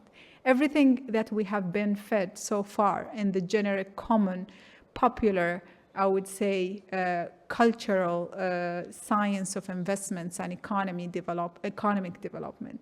We need to break that mold, and we need to make sure that our indigenous stories and our indigenous impact print is still persisting. So technology development, technology and knowledge sharing is a very important pillar when we are talking about cultural preservation, because culture is not diluted in just values and people. Culture is so deep into the fabric of society, and it constitutes the multi-stack layer of a societal impact that includes the industrial impact, the economic impact, the financial impact, intertwined with the values of people. Because guess what? What makes economic growth is not just the short-term financial growth. It's also the long-term value development of people by the people. And we should be respectful and mindful of that, because this is how we build resilient economies and resilient individuals. Support that would allow us to preserve our indigenous values and identities beyond the current erosion mapping that's coming, even with emerging technologies today. In the past, it took almost from 5 years to 15 years to erode a language. But today, with 7,000 language that is available on the global map, I'm sure it's plus if we are using the data that's not defined within the data pool. Then with today's AI development initiatives, where we are required to be the deployers of AI LLM platforms and not the developers of the platforms, then we're standing to a language erosion and cultural erosion that's faster than 60% what used to be in the past. So it would eventually take you 18 months to forget a language if you're not being careful. So I would say today, much more than yesterday, it's very important to be an active participant in developing not just a regulatory framework, but the collective framework of collaboration when it comes not to just to information security, but digital governance. And our forms of de-escalating conflict is not just by building software or building for cyber solutions or building for multilateral agreements, but building for efficient trade collaborations and building for as well efficient open collaborations that would push for constructive industries to be built within our economic zones, different economic zones, but also would benefit the collective, would benefit civic society and the people, and maintain the collective value of people. On the subject that has been as well enlisted in this panel dialogue when it comes to children's safety and online structures, we still in 2024 live in a world that children technologies are developed by adults, and we don't allow children to develop their own technologies at mass and freedom. We need to give them the option to exercise their innovative platform. If you can remember that the first person who invented the camera was 12 years old. And the first person who invented the language that would allow the blind to talk and to read was also at 11 years old. We have an abundance of mathematicians that existed in the past that developed their economic theories at the age of 10 and 11. And until today, we are still living on the stack of mathematical innovation that they provided to the world. We have the trampoline being developed by a child, the popsicle as well being developed by a child. So what would we see if we allow children to invent their own gaming platforms, to invent their own software, to invent their own digital stack, to say, rather than being just users, and while being a user, being amidst the vulnerable group that would be subjected 24 hours by the mass of adults that exist on the platform. Allow them to develop a platform that is holistic and mindful of their own safety. Allow them to earn on these platforms and allow them to exist in their totality of potentials rather than partial potential within those platforms. So I think when it comes to critical and emerging technologies and economic development landscape within the BRICS, we should go beyond just focusing on AI and automation to drive efficiencies or blockchains to that fact. Because as a cryptographer, I know for sure that blockchain is not 100% bulletproof. And it is surrounded by an abundance of attack models. However, we need to build for an abundance. We need to be humble and flexible into introducing a new stack of technologies. So I would call from this kind of podium for the BRICS country to initiate the next futuristic and technology stack that would support financial services, that would support as well regulated assets within financial services, but as well non-regulated decentralized assets to exist and to perform within different economies, and would support building for that stack, as well as supporting for building beyond the next generation of emerging technologies, because we are standing at the curb of technology convergence. Whatever we are considering today as an emerging technology is not emerging technology anymore, unfortunately. Within the space of 10 years, they will be dissolved. We are addressing actually the archives of the past. So we need to address the convergence of these technologies. What would happen of 3 or 4 convergences of 20 different technologies that existed today came into mapping? This has been always the economic definitive factor of what we call technological innovation cycles that existed in the past, and the convergence rates is expanding. What used to happen 20% in the past is happening in 50% plus today because of the accessibility to critical information disbursement and distribution across the map. We are not moving into in a positive strand into the ethical consideration of emerging technology. We are standing today in a world that tries to segregate responsible development of technology from an ethical development of technologies. And to them, responsible development is a safety consideration only, while an ethical consideration of development is a deep intertwined consideration of different indigenous values. We should not allow for that to happen, because giving us a partial, diluted version of ethical execution should not be acceptable in 2024. We have to disrupt the technology development stack. We have to disrupt the way the big leads and big industries today are developing for these technologies. There should be co-development standards where the voices of the users are being heard, similarly to what we are seeing in the DeFi or decentralized financial structures, where you have users being contributors to the network. We have to have the users of digital stack contributors to the development of the stack, where they will earn from their development. And one of the leading industry that are doing that is actually the gaming industry.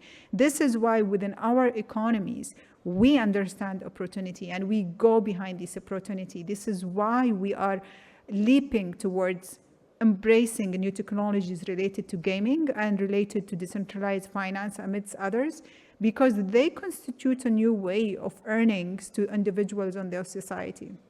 If we allowed users at a mass to use scientific development and technological development to their advantages, rather than them being the global rats, experimental rats to those technologies today, that's very important. And when it comes to motivations on equitable capacity building, if you don't act today and develop your own technologies of tomorrow, then you're standing to put yourself in disadvantage and more than what we had in the past. The inequalities gap is at a mass increase.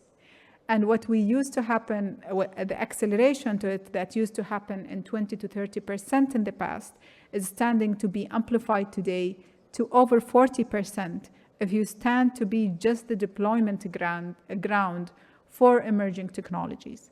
So this is a call again for the BRICS to minimize or apply a global measure on emerging technology to understand the concrete quantitative stance of the countries on being an active participant of developing technology rather than just deploying those technologies on a mass scale.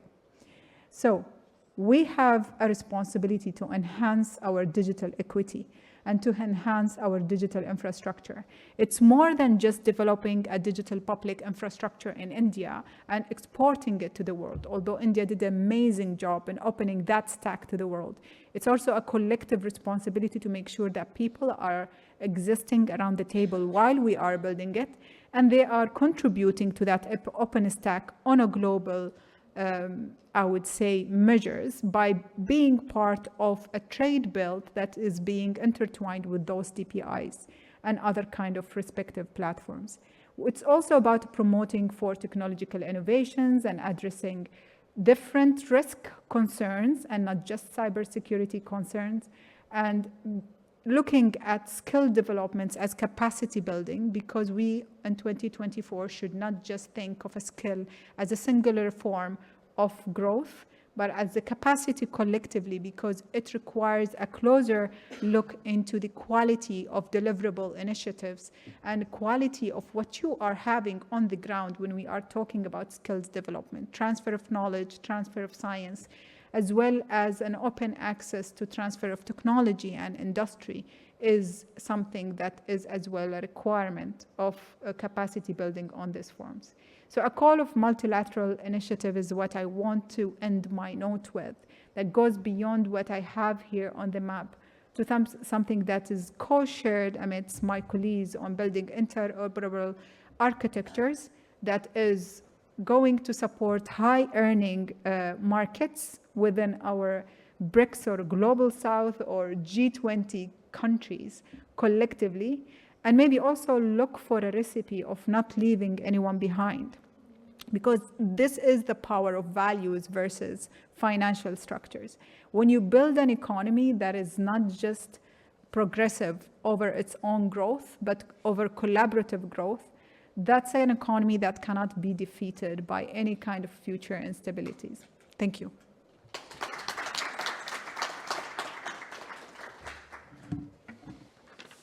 Thank you very much, Mrs.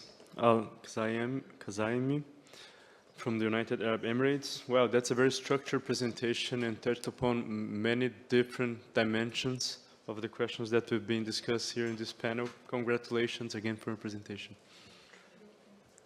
You're welcome. Thank you, Fabiano. I think I got really inspired by the collective inputs that came from my fellow panelists, but specifically by Amore. I think she raised the bar of making sure that we don't just address your great guidance, guiding questions, but address the potential and impact. So thank you so much for the collective inspiration from everybody. Thank you. Thank you very much. Well, I'd like to end this panel with a family photo, as they're calling the organization, please. Oh, okay. So, but people are calling me because the dinner is served. Yeah. Okay, one commentary? Okay. One commentary. I'm sorry, Mrs. Kumar. So I'm sorry. This is new to me, being the moderator. So please go ahead and make your comment. So then after we close the panel. Thank you, Chair, and thank you all the panelists. I mean, I will go richer intellectually when I leave this hall, and I must congratulate all and amazing perspectives on the topic which we have been grappling with. Global majority, as Amo has rightly mentioned, global digital majority, And I would say that in India and in other countries, all the fellow countries of BRICS have the same issues, that we have more than 1:1 ratio of your digital connectivity. I'm talking about smartphones, for example. What does that mean is that you are also generating more data. So you are not just consumer, you are generator, but you are not owner, as Amor has rightly mentioned. You are not the owner of data, and your data is being saved where you don't know, and what it is being used for, you don't know. So in the name of free internet, by some corporate big techs, what you do is that you surrender your data, your digital journey, your digital preferences, right from your education search engines to your mobility to your shopping, and everything is being you share with through internet, and then you don't know. And this is one of those areas where we want that BRICS should be very careful with that, because who owns this data and who uses their AI algorithms based on your data sets. So see, algorithms work with more data sets.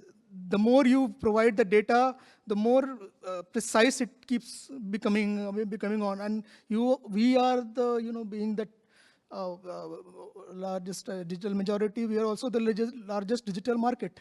So what you allow them, the companies who, the commercial companies, that you allow your data to help them structure their whole business module, their whole business commercial interest around your market without you knowing that thing.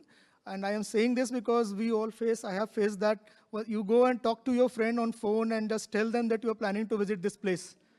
Within 10 minutes, you will start receiving the information or your emails and your Facebook or whatnot about the hotels, about the trips, about every damn thing.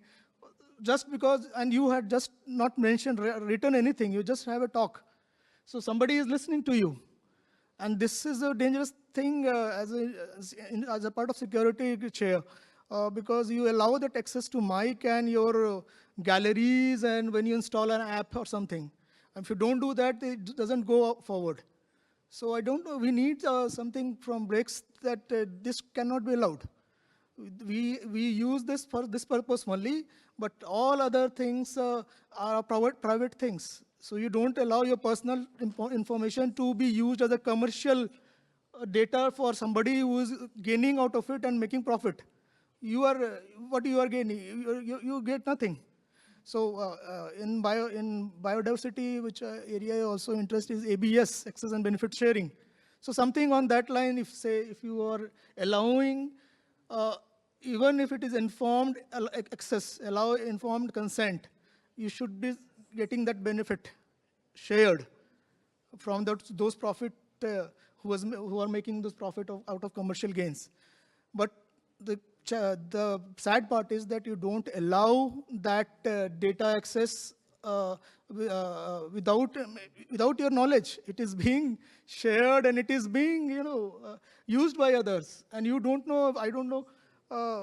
We need our collective brains, governments, to work on this and come out with something. I mean, we need a stringent regulatory structure around this. I will not go much beyond that, Chair, but one more thing is that about the cultural thing, as our friend Sergey mentioned.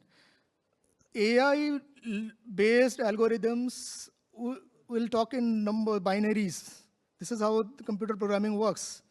So they won't respect, they generally won't respect your cultural sensitivities and your language and all those aspects which makes each of us, our country, as unique, diverse country. We are not homogeneous creatures. We have the heterogeneity, and we must ensure that any program which is being developed by somebody respect that integrity there.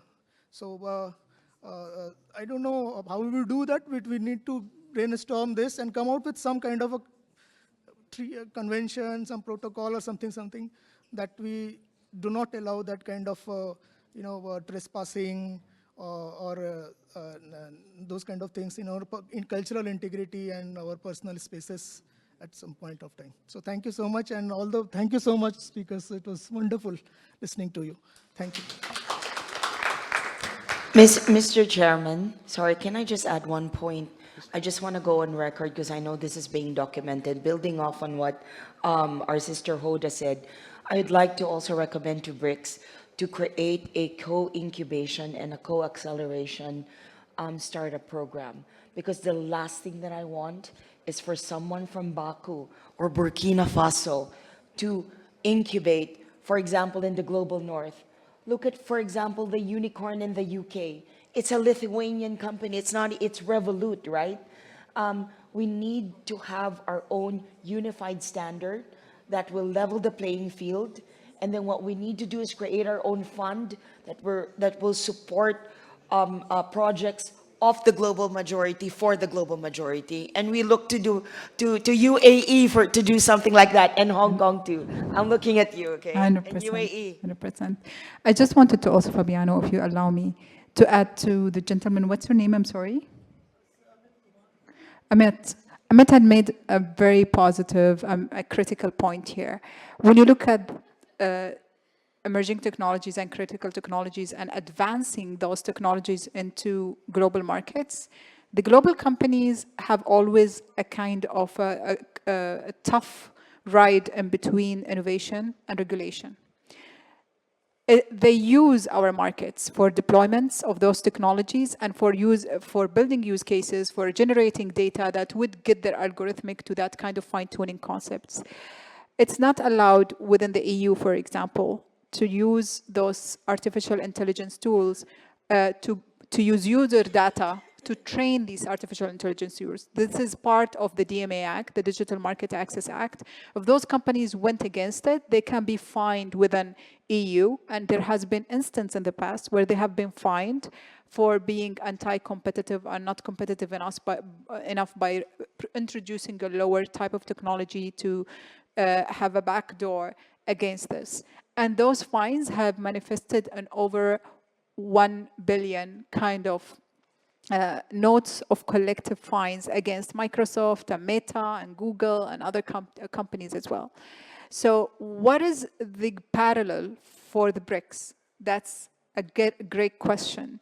Can we have a common regulatory structure where it says that if you want to deploy these technologies within the BRICS, then you have to respect those kind of parallel, or at least, as Mr. Ahmed said, they have to be monetized for individuals, not just declared.